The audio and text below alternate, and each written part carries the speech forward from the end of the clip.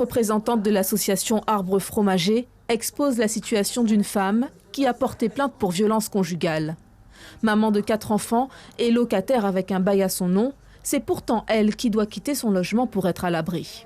Ce qu'on est venu un petit peu soulever ici aujourd'hui, c'est est-ce qu'on ne pourrait pas penser à l'éloignement plutôt de l'auteur présumé, plutôt que de systématiquement déplacer les familles, parce qu'on a des dispositifs qui sont limités, parce que éloigner une maman avec des enfants, c'est toujours très compliqué.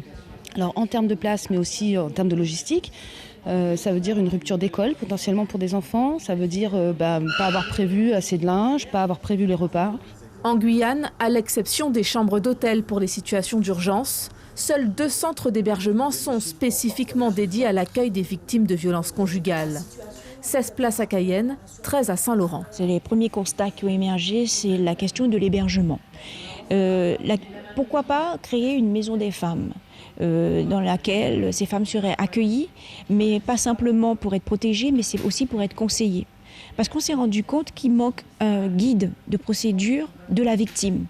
Parmi les autres propositions qui émergent déjà de ces ateliers locaux du Grenelle des violences conjugales, on trouve aussi la mise en place de référents dans les communes, d'ambassadeurs de lutte contre les violences auprès des plus jeunes, ou encore l'installation d'un observatoire. Pour avoir de vrais chiffres, pour pouvoir finalement anticiper ces situations et puis pouvoir éviter les drames.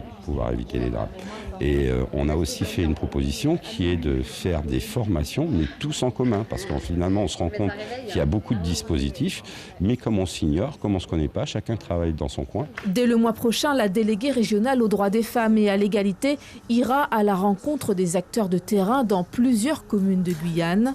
La restitution de ces ateliers est prévue aux alentours du 15 novembre. Suivez l'info sur Guyane la Première, télé, radio et internet.